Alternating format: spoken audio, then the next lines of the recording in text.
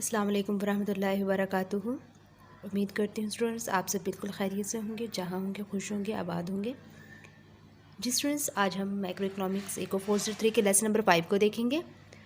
जी तो स्टूडेंट्स, अगर आप मेरे चैनल पे न्यू हैं तो प्लीज़ मेरे चैनल को सब्सक्राइब करना मत भूलिएगा और वीडियो को लाइक मत करना भी मत भूलिएगा और वीडियो को ज़्यादा से ज़्यादा शेयर कीजिएगा ताकि आपके साथ साथ दूसरों को भी भला हो जाए, दूसरों के भी जो है वो कंसेप्ट क्लियर हो जाए।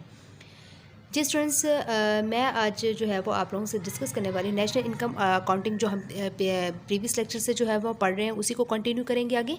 लेसन नंबर 5 में हमारे पास हमने पीछे भी पढ़ा था नॉमिनल और रियल जीडीपी हमने जो है वो रीड की थी, आपको मैंने उसका कंसेप्ट ही क्लियर करवाया था। अगर आपने नहीं जो है वो मेरी प्रीवियस वीडियो देखी तो आप प्लीज़ पहले उनको देखें ताकि वहाँ से कंसेप्ट क्लियर हो, देन आप जो है वो लेसन नंबर 5 को जो है वॉच कीजिएगा, ठीक है। और वीडियो को स्किप किए बगैर कंप्लीट देखा करें, वीडियो की जो है वो लेंथ पे मत जाया करें, मिनट्स पर मत जाया करें, आपके कितने कंसेप्ट क्लियर होते हैं ये देखा करें और आपके हर पॉइंट को मैं जो है कंसेप्ट क्लियर करवाती हूँ ताकि आपको कोई प्रॉब्लम ना हो।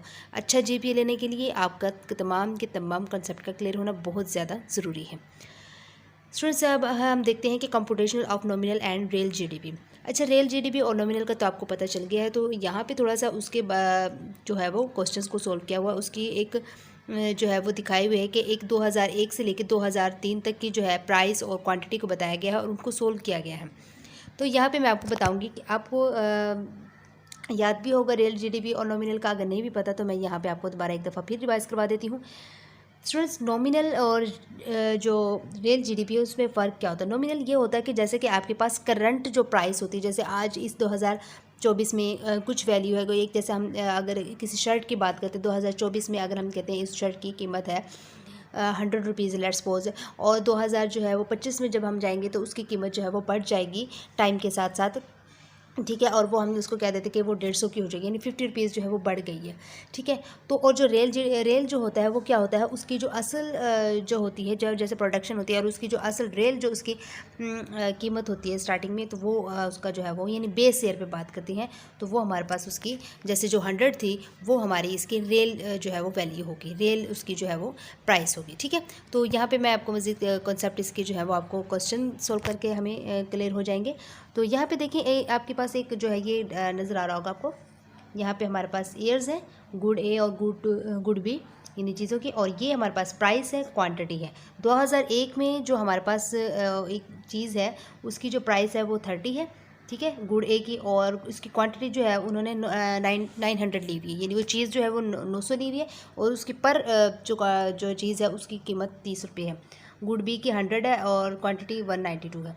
इसी तरह 2002 की बात की, उसमें प्राइस जो है वो मुख्तलिफ है, ठीक है, और क्वांटिटी भी मुख्तलिफ आई हुई है। इसी तरह 2003 में प्राइस 36 और 100 है और उनकी क्वांटिटी जो है वो 1050 और 205 है, ठीक है। अब रेल नॉमिनल जीडीपी का जो है वो आप यहाँ पे इसका ज़रा कॉन्सेप्ट क्लियर करें, ज़्यादा गौर से देखें। अगर आप कोई काम करें तो उसको छोड़ दें, पहले यहाँ पे आप जो है वो इसके देख लें। तो वो आपने उन्होंने क्या कि 2001 को ले लिया, 2001 की जो है वो क्वांटिटी ली है और उसी की जो है वो प्राइस ली है। अब रेल मैंने आपको बताया था यहाँ पे जो इसकी 30 कीमत है ना, 30 प्राइस, और क्वांटिटी कितनी है इसकी 900, प्लस गुड बी की जो है वो प्राइस कितनी 100 और क्वांटिटी कितनी है 192, ये आपस में मल्टीप्लाई होंगे ये दोनों, ठीक है। और ये दोनों आपको पता है यानी प्राइस मल्टीप्लाई क्वांटिटी होता है ना, ठीक है, प्लस फिर दूसरी प्राइस और दूसरी क्वांटिटी मल्टीप्लाई हो जाती है। तो ये जब आप इनको सोल्व करेंगे तो आपके पास 46,200 आ जाएगा, ठीक है। इसी तरह आपने 2002 का फाइंड करना है कि 31 को ज़रब करेंगे आप 1000 से और जमा 102 को ज़रब करेंगे 200 से, तो आप और फिर उनको सोल्व करेंगे तो आपके पास 51,400 आ जाएगा। इसी तरह आपके पास 2003 की बात आप यहाँ पे देख सकते हैं, यहाँ पे 2003 में तो 36 ज़रब हो जाएगा 1050 जमा 1000 ज़रब हो जाए 100 ज़रब हो जाएगा 205 के, जब से उसको सम आउट करेंगे तो आपके पास 58,300 आ जाएगा। अगर आप एक दफ़ा आप इसको जो है वो प्रैक्टिस करके देख लीजिएगा, ठीक है। ये थी सिर्फ हमारी नॉमिनल जीडीपी। अब रियल जीडीपी में क्या होता है, यहाँ पे रियल जीडीपी का आप देखें, जो ये हमारे पास 2001 की बात करते हैं, 2001 में हमारे पास 30 उसकी प्राइस है, क्वांटिटी 900 है, क्लियर, और प्राइस उसकी 100 है दूसरी गुड़ की और 192 हो गई। ये तो आपने इसको कर दिया, इनको इससे ज़रब करवाया, इसको इससे ज़रब करवाया, जमा करवाया, तो आपके पास ये ना मिस्टेक होगी, यहाँ पे 200 ही आएगा। लेकिन अब प्राइस 2002 की बात करते हैं रेल की, तो आपने क्या करना है, इसकी प्राइस ये नहीं लेनी 31 नहीं लेनी, ये सिर्फ आपने नॉमिनल में करना था, हर किसी की अपनी अपनी प्राइस अपनी अपनी वैल्यू क्वांटिटी आपने ये नहीं लेनी, आपने क्वांटिटी इसकी 1000 लेनी है, ठीक है। क्वांटिटी 2002 में क्वांटिटी आपने इसकी 1000 लेनी और प्राइस इसकी आपने ये वाली 30 लेनी है, ठीक है। यानी 30 × 1000 प्लस फिर आपने इसकी क्वांटिटी जो है वो 200 लेनी है और प्राइस आपने वही लेनी है बैक 2001 वाली 100। तो आपने क्या किया 200 ज़रब 100, ठीक है। तो ये आपके पास 30,000 आ जाएगा, जमा ये आपके पास जो है वो कितना आ जाएगा 20,000 आ जाएगा। इनका आपने जमा किया तो आपके पास क्या आ जाएगा 50,000 आ जाएगा, नज़र आ रहा है। और जो कि आपके पास ये है, ठीक है। आपने प्राइस रेल में क्या होता है, प्राइस आपने बेस ईयर पे बात हो रही है, यानी 2100 से प्रोडक्शन जो स्टार्ट हो रही है आपने वो लेनी है और क्वांटिटी आपने नेक्स्ट ईयर की लेनी है। इसी तरह आपने क्या करना है 2003 पे आ जाए, क्वांटिटी आपने 1050 लेनी है लेकिन प्राइस आपने क्या लेनी है 30, क्वांटिटी आपने 200 लेनी है, प्राइस क्या लेनी है 100। तो आपके पास यहाँ पे आप देख सकते हैं ये इसका आंसर जो है वो फिर आपका 50,000 आ जाएगा। क्लियर, ये आपके इंपॉर्टेंट है, मोस्ट इंपॉर्टेंट है एज MCQs के हवाले से और शॉर्ट के हवाले से वो आपसे पूछ सकते हैं, क्योंकि ये ऐसे चीज़ है कि थोड़ा मिक्स भी हो जाता है स्टूडेंट से, अगर जो है वो प्रैक्टिस करेंगे तो इंशाल्लाह उनसे क्लियर हो जाएगा। इसके बाद है हमारे पास students GDP deflator. GDP deflator क्या है, GDP डिफ्लेटर को जो है वो हम क्या कह सकते हैं, प्राइस डिफ्लेटर फॉर GDP भी कह सकते हैं, और ये मेजर करता है price of output related to its price in the base year. मतलब इसका सिंपल सा कॉन्सेप्ट यहाँ पे आप देख सकते हैं, ये फार्मूला आपके सामने, आप इसी से इसकी डेफिनेशन बन जाती है ये वाली, ठीक है। कि GDP डिफ्लेटर क्या होता है, nominal GDP over real GDP multiply 1000 आप करेंगे तो आपके पास GDP डिफ्लेटर इसका आंसर आ जाएगा, ठीक है। जस्ट आपने ये इसकी जो है वो GDP डिफ्लेटर की ये चीज़ भी याद कर लेंगे, और ये फार्मूला मोस्ट इंपॉर्टेंट है as a short and MCQs की, क्योंकि वो आपसे जो है वो न्यूमेरिकल दे देते हैं और वो कहते हैं कि GDP डिफ्लेटर फाइंड आउट करें, तो आपने ये फार्मूला लगाकर उनकी GDP जो डिफ्लेटर है वो आपने फाइंड आउट कर लेनी होती है, ठीक है। इसके बाद आपके पास स्टूडेंट्स यहाँ पे आप एक MCQs बन रहा है, the rate of change of GDP deflator is the inflation rate. वो कहते हैं कि GDP में जैसे ही उसके रेट में चेंजिंग आती है तो हमारे पास इन्फ्लेशन रेट भी जो है वो हो जाता है, ठीक है। तो इन्फ्लेशन रेट क्या होता है आपको पता है, वक्त के साथ साथ जो है चीज़ों का की कीमत का बढ़ जाना इन्फ्लेशन रेट होता है हमारे पास। अब यहाँ पे आपके पास नॉमिनल GDP है, रियल GDP है, GDP डिफ्लेटर निकाला हुआ इन्फ्लेशन रेट। अब 2001 में हमारे पास आपने ऊपर देखा होगा हमने वैल्यू निकाली थी 46,200 GDP नॉमिनल GDP की, और रियल GDP हमारे पास 46,000 ये भी 200 निकली थी, ठीक है। वहाँ पे अब देख लिया ना, यहाँ पे भी 200 निकलता है क्योंकि आपके वहाँ पे रियल GDP में 300 लिखा हो बाय मिस्टेक। जब आप इसको इस पर डिवाइड करेंगे ये फार्मूला लगाकर तो आपके पास 1 आ जाएगा, और 1 को मल्टीप्लाई करेंगे 100 से तो आपके 100% आ जाएगा GDP डिफ्लेटर, और आपके पास इन्फ्लेशन रेट कुछ भी नहीं आएगा क्योंकि हमारे पास जो है वो नहीं बचता कुछ भी, कोई भी इंक्रीज़ नहीं हो रहा। इसके बाद आप जो है क्या करना है कि इसको डिवाइड कर देना इस पर, तो आपके पास ये आ जाएगा, और इसको जो है मल्टीप्लाई करेंगे 100 से, यानी उसी फार्मूले में GDP का जो डिफ्लेटर का फार्मूला उसमें डिवाइड करेंगे, मल्टीप्लाई 100 से करेंगे तो आपके पास 2.8% आ जाएगा, ठीक है। तो यानी आपका इन्फ्लेशन रेट 2.8% बढ़ता है, इसमें 9.1% बढ़ता है। आप इसको जो है वो सॉल्व करके देखिएगा, ठीक है, इंशाल्लाह आपको जो है वो क्लियर हो जाएगा। इसके बाद स्टूडेंट्स ये जो चीज़ है ना ये आप इसको स्किप कर दें, इट्स नॉट इम्पोर्टेंट, इट्स जो है वो बिल्कुल ही इम्पोर्टेंट नहीं है, और बस इसको स्किप कर दीजिएगा आप, ठीक है। जिस स्टूडेंट्स अब जो है वो हमारे पास कंपोनेंट्स ऑफ एक्सपेंडिचर्स आ गया। आपको पता है एक्सपेंडिचर्स हमारे पास क्या होते हैं, यानी खर्च को बोलते हैं, अखराजात को बोलते हैं, ठीक है। अब हमारे पास मुख्तलिफ तरह के अखराजात होते हैं, वो कौन कौन से होते हैं यहाँ पे हमारे पास ये आपके सामने शो हो रही है कि एक जैसे वाई इनकम है हमारे पास, सी कम कंजम्पशन, आई इन्वेस्टमेंट, जी जो है वो गवर्नमेंट एक्सपेंडिचर्स हो गए, और NX जो है वो हमारे पास नेट एक्सपोर्ट्स हो गई, ठीक है।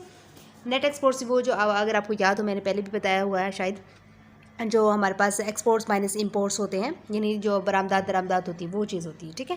अब स्टूडेंट्स ये जो चीज़ें ना बहुत सारे स्टूडेंट्स इन चीज़ों को स्किप कर देते हैं, ये आपके MCQs में पूछे जाते हैं कि वाई किसको रिप्रेजेंट करता है, सी किसको रिप्रेजेंट करता है, आई किसको रिप्रेजेंट करता है, जी। ये आपको पता होना चाहिए। वाई क्या होता है, टोटल डिमांड फॉर डोमेस्टिक जैसे हो गया हमारे पास, ये वैसे वाई इनकम को भी बोलते हैं, ठीक है, और टोटल डिमांड फॉर डोमेस्टिक भी आ गए, वो एक बात है। सी जो है वो consumption spending by households को बोलते हैं, ठीक है। मैंने जो है वो शॉर्ट बताया था कंजम्पशन, लेकिन हमारे पास यहाँ पे जो जिस टाइप का हमारे पास टॉपिक होगा उसके हिसाब से ये जो है वो स्पेंडिंग बाय हाउस होल्ड्स की कंजम्पशन होगी। आई जो है वो investment spending by business and households हो गई।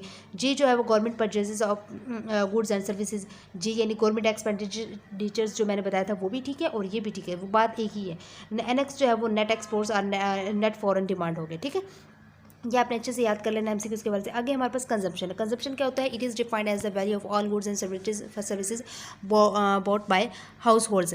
ठीक है, तो वो ये कहते हैं कि इसकी जो ये तारीफ हमारे पास सामने की गई है, ये जैसे कि घरानों की तरफ से ख़रीदी गई तमाम अशिया और खिदमत जो सर्विसेज जो यानी खिदमात हैं, उनकी कीमत के तौर पर जो है वो ये की जाती है।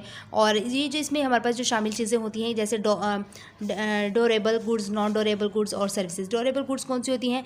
पायदार चीज़ें। ठीक है, तो विच लास्ट आर लॉन्ग टाइम, जैसे कि कार्स, होम अप्लायंसेज। अच्छा, मैं आपको एक बात बताती चलूँ, कंजम्पशन वो चीज़ें होती हैं, वो गुड्स एंड सर्विसेज होती हैं जो हम घरों के लिए ख़रीदते हैं। ठीक है, अब जैसे कि हमने हमारे घर में जिस चीज़ की ज़रूरत है, खाने पकाने के बर्तनों की ज़रूरत है, जैसे हमने अशिया की ज़रूरत है, हमें फ्रिज की ज़रूरत है, हमें सोने के लिए चारपाई की ज़रूरत है, बेड की ज़रूरत है।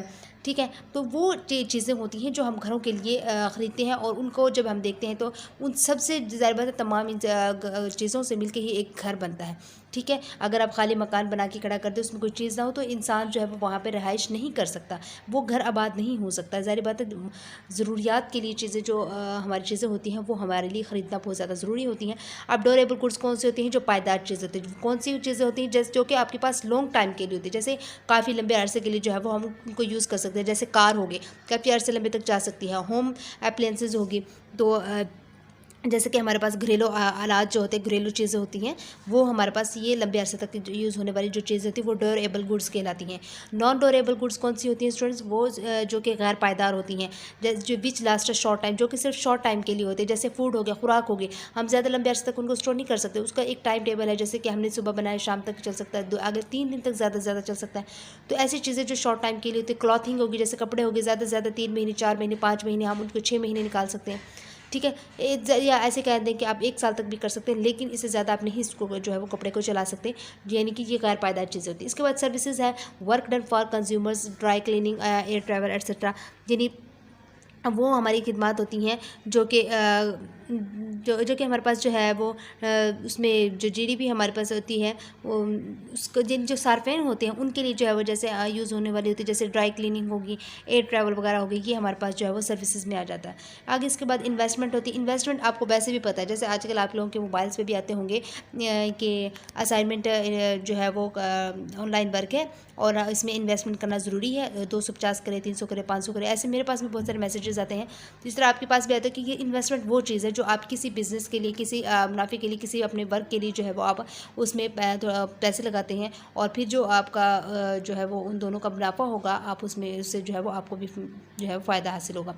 अब एक मैं आपको जो है वो एग्जांपल दे सकती हूँ, जैसे कि आप कोई आपका दोस्त है जो कोई कारोबार करता है, या कोई दुकान है उसकी लगा लेते हैं। ठीक है, दुकान कर लेते हैं, तो उसको ज़रूरत है तो कुछ पैसों की ज़्यादा, उसको ज़रूरत है कि आपका जो दोस्त है उसको ये है कि मैंने अपने कारोबार जो है वो बढ़ाना, उसको ग्रो करना है, तो उसके पास इतने ज़्यादा पैसे नहीं हैं, तो वो क्या करता है, वो आपको कहेगा कि आप इन्वेस्टमेंट कर सकते हैं ताकि मेरा उसका जो है वो मैं ग्रो करना चाहता हूँ, आप इससे जो फ़ायदा होगा वो मैं आपको भी दूँगा, इतने % आपको इसका जो है वो फ़ायदा होगा।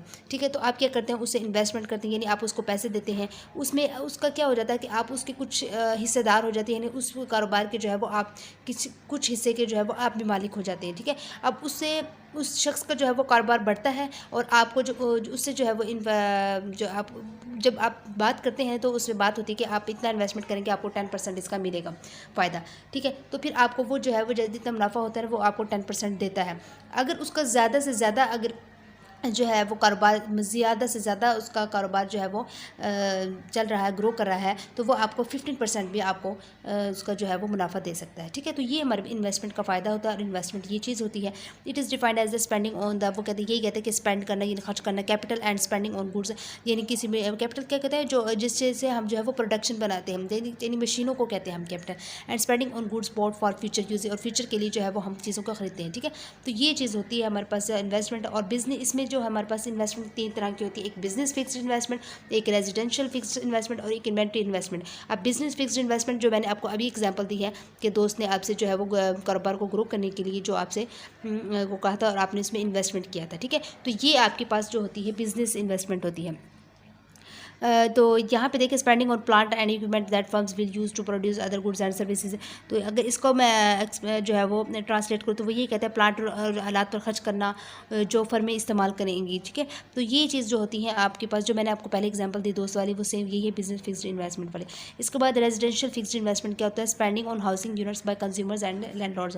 वो ये कहते हैं कि जैसे कि आपके पास लैंडलॉर्ड्स क्या होता है, ज़िम्मेदार को बोलते हैं। वो यानी हाउसिंग यूनिट्स पर जो है वो करते हैं बाय कंज्यूमर्स सर्फिंग के ज़रिए। और जो जैसे कि आप घरों को जो है वो किराए पे लेना देना होता है, कमीशन। जब बड़े शहरों में हम बात करते हैं तो वहाँ पे क्या होता है, बने हुए थे, बिज़नेस बनाया हुआ लोगों ने इसका भी, कि जैसे किराए पे घर देने के लिए, किराए पे घर लेने के लिए वो उनसे जो उनका जो ग्रुप बना हुआ होता है तो उनको कहा जाता है कि आप जो है वो हम ये घर देना चाहते हैं किराए पे, और अगर आपसे कोई कहे तो आप मेरे घर को बताइएगा।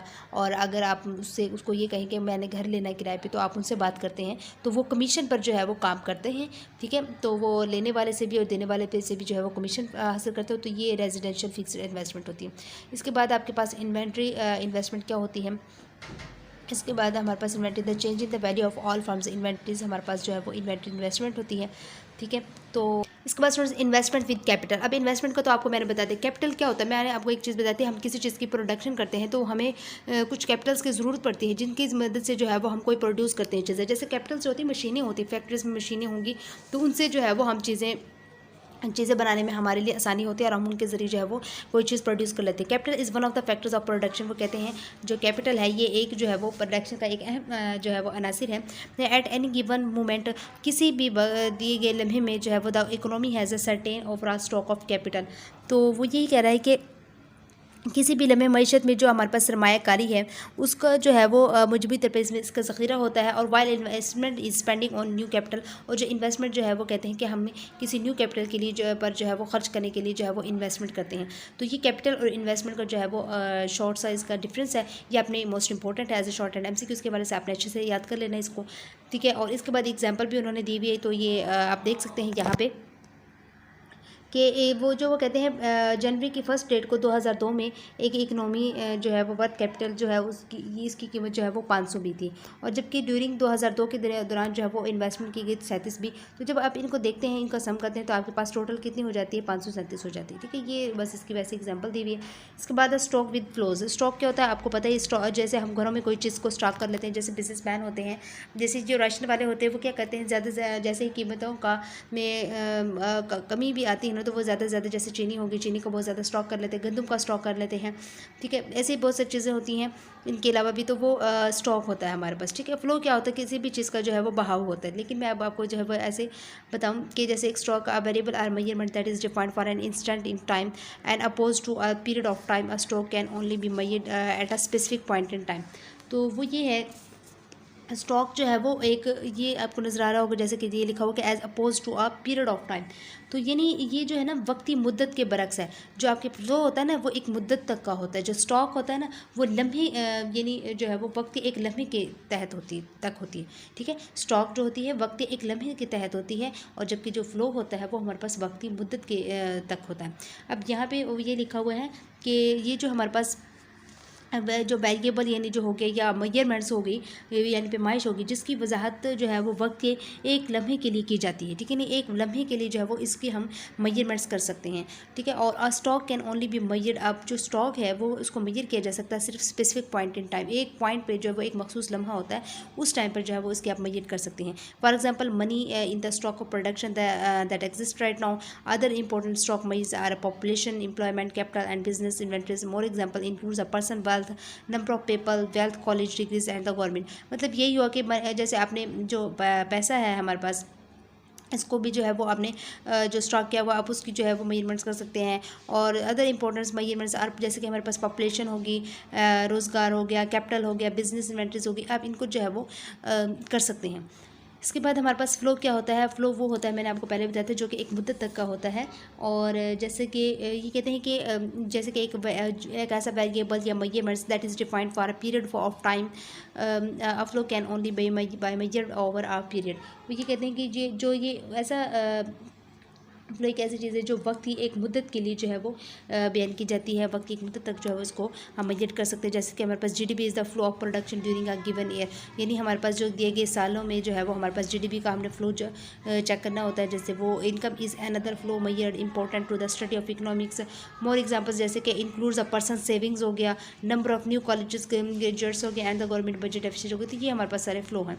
तो स्टूडेंट्स इसका जो है वो आपने मेन चीज़ जो मैंने हाईलाइट की हुई, आप ये दोनों चीज़ें हाईलाइट की हुई, मोस्ट इंपॉर्टेंट है ये इनका डिफरेंस। तो आप इसको अच्छे से याद कर लीजिएगा as a short and MCQs. इसके बाद what is investment, what is investment, examples of investments are, इन्होंने इन्वेस्टमेंट की जो है कुछ एग्जांपल्स दी हुई, जैसे कि Ali buys for himself a house, वो कहते हैं कि अली ने जो है एक घर खरीदा अपने लिए 9 ईयर्स ओल्ड, 9 साल पुराना। Salim built a brand new house, Salim ने जो है वो एक न्यू ब्रांड का हाउस बनाया। Babar buys 10 million in ABC stock from someone, किसी से उसने 10 मिलियन की जो है वो ABC जो है वो स्टॉक के लिए लेके जो है वो बाय करके स्टॉक किया उसको। ये जो चीज़ें हैं स्टूडेंट्स आप यहाँ पे देख सकते हैं। इसके बाद आपके पास जो है वो गवर्नमेंट स्पेंडिंग है। गवर्नमेंट स्पेंडिंग आपको पता है, जो गवर्नमेंट जो है वो चीज़ों के लिए, गुड्स के लिए, सर्विसेज के लिए जो खर्च करती है वो गवर्नमेंट स्पेंडिंग कहलाता है। और जी जो है वो हमारे पास एक्सक्लूड्स ट्रांसफ़र पेमेंट्स है अनएम्प्लॉयमेंट के लिए, इंश्योरेंस पेमेंट्स के लिए, because they do not represent spending on goods and services, क्योंकि वो जो है वो रिप्रेजेंट नहीं करते spending on goods and services को। इसके बाद नेट एक्सपोर्ट्स क्या होता है, मैंने आपको पहले ही बताया था, हमारे पास यानी कि हमारे पास एक्सपोर्ट्स माइनस इंपोर्ट्स होता है कि एज एमसीक्यूज ये फार्मूला इंपॉर्टेंट है। और आपकी जो है वो शॉर्ट क्वेश्चन में एमसीक्यूज में जो है इस तरह की कुछ वैल्यूज़ गिवन होंगी और वो कहेंगे कि आपने नेट एक्सपोर्ट्स फाइंड करें, तो आपने फार्मूला लगाकर वैल्यूज़ को पुट करके आपने इसको सॉल्व कर लेना, ठीक है। इसके बाद the value of total exports आप देख सकते हैं माइनस है the value of total import से, तो recall Y equal C plus I plus G plus N X आ गया, जो हमने पीछे भी पढ़ा है। और वाई जो है वो जीडीपी है हमारे पास, यहाँ पे ग्रॉस डोमेस्टिक प्रोडक्ट है इनके, और जो बाकी the total value total output है and C plus I plus G plus N X is equal to aggregate expenditure कहलाता है, ठीक है। ये दोनों चीज़ें जो है ये भी इंपॉर्टेंट है, आपने इसको जो है अच्छे से ध्यान में रख लेना। इसके बाद स्टूडेंट्स एक्सरसाइज के क्वेश्चन दिया हुआ है ये करें। इसके बाद वाई आउटपुट जो है वो एक्सपेंडिचर के क्यों इक्वल है, क्योंकि unsold output goes into inventory and is confuse. वो कहते हैं, इसमें मैं आपको वैसे बता देती हूँ कि जैसे कि जो कुछ चीज़ें होती हैं हमारी नहीं बिकती, जो यानी नहीं सेल होती, वो अनसोल्ड होती हैं, तो वो जो चीज़ है वो हमारे पास इन्वेंट्री गोज इनटू इन्वेंट्री में चला जाता है, और जो है वो एंड इज काउंटेड, और उनको काउंट किया जाता है इन्वेंट्री इन्वेस्टमेंट में ही काउंट किया जाता है, ठीक है। तो यानी वो उसको जो मार्केट प्लेस में नहीं उनको काउंट किया जाएगा, क्योंकि वो अनसोल्ड हुई हैं। Whether the inventory builds build up was intention or not, in effect we are assuming that firms purchasing that unsold their unsold output, वो ये कह रहे हैं कि वो जो है वो अज्यूम कर लेते हैं, फर्म्स जो है वो अज्यूम कर लेती हैं कि अनसोल्ड आउटपुट जो है वो मतलब वो उनको जो है वो ख़रीद लेती हैं, ठीक है। ज़मीन के तौर पे वो उनसे जो वापस जो फर्म्स हैं, जैसे हमारी कोई चीज़ नहीं बिक रही होती है, हम वापस जो है वो कंपनी को माल दे देते हैं, यानी फिर कंपनी ही वो चीज़ दोबारा ख़रीद लेती है, ठीक है। तो ये हमारे पास जो है वो इसमें आ जाता है कि output is equal to expenditure के इक्वल कैसे है, ठीक है। जितने स्टूडेंट्स आई होप आपको मेरी वीडियो पसंद आएगी। अगर आपको मेरी वीडियो पसंद आई तो प्लीज़ लाइक करना मत भूलिए। Thank you so much and अल्लाह हाफिज़।